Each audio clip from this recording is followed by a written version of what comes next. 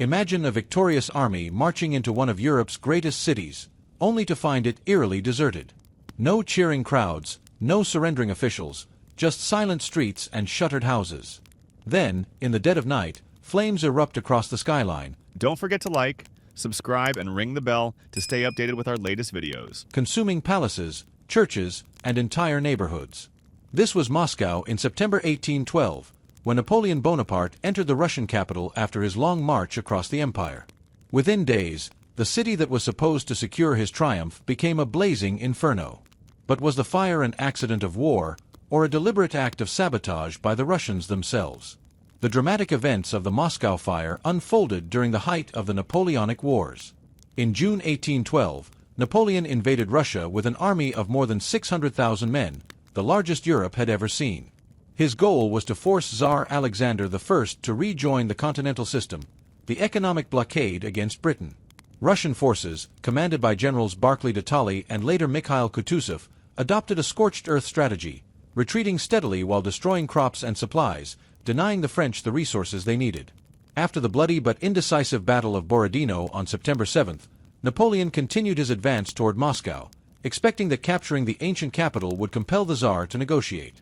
On September 14, 1812, Napoleon entered Moscow with about 100,000 exhausted troops. To his surprise, the city was nearly empty. Most residents had fled, and the Russian army had withdrawn. Only a few officials and convicts remained. Napoleon expected a formal surrender or at least a delegation to negotiate peace. None came. Instead, the French occupied a silent, uneasy city, its vast wooden quarters filled with dry timber and autumn winds. That night, small fires began to appear. At first, French officers assumed they were accidental. Moscow, after all, was notorious for fires due to its wooden construction and open hearths. But the flames spread rapidly and in suspicious patterns. By the second night, a fierce wind drove the fire into a raging inferno.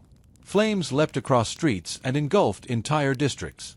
Explosions from stores of powder and oil sent fireballs into the sky. Eyewitnesses described whirlwinds of sparks and smoke so thick they turned day into night. Napoleon himself watched from the Kremlin as the firestorm threatened to consume even the ancient fortress. Within 4 days, 2/3 of Moscow lay in ruins. The French army, deprived of shelter and supplies, faced starvation and disease. Napoleon ordered firefighting efforts, but many suspected that the fires were no accident. French soldiers reported capturing Russian arsonists, police officers, convicts, and ordinary citizens, caught setting fires with torches or fuses.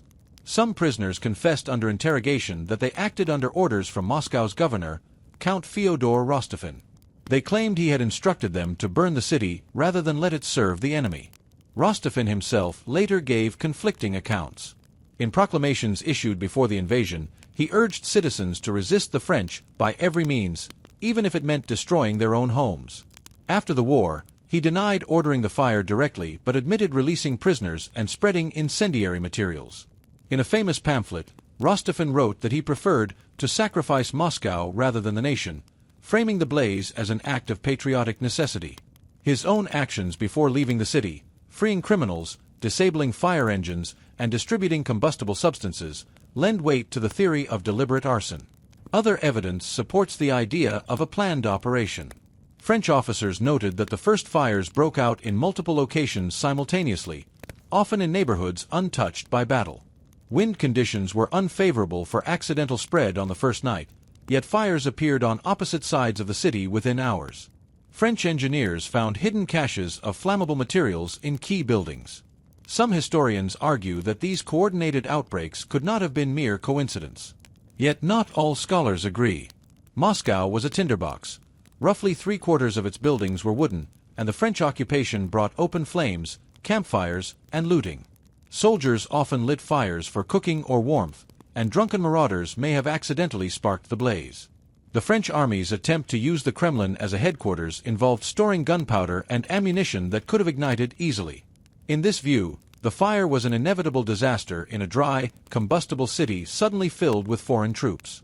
Regardless of its origin, the fire's impact was decisive. Napoleon had expected to winter in Moscow, using the city's supplies to sustain his army while negotiating peace with the Tsar. Instead, he found a smoldering ruin with no food, no shelter, and no message from Alexander.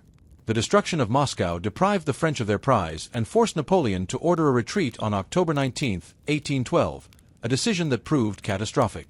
Harassed by Russian forces and brutal winter weather, the Grande Armée suffered massive losses. Of the 600,000 men who had crossed the Niemen River in June, fewer than 100,000 returned. The burning of Moscow thus stands as one of the turning points of the Napoleonic Wars. Whether by accident or design, it played directly into the Russian strategy of attrition. By denying Napoleon the resources of the capital, the fire ensured that the French campaign would collapse in the face of Russia's vast distances and unforgiving winter. Eyewitness accounts capture the eerie atmosphere of those days. The French officer Philippe Paul de Segur described wandering through a sea of fire, with molten metal flowing from church domes and sparks raining down like fiery snow.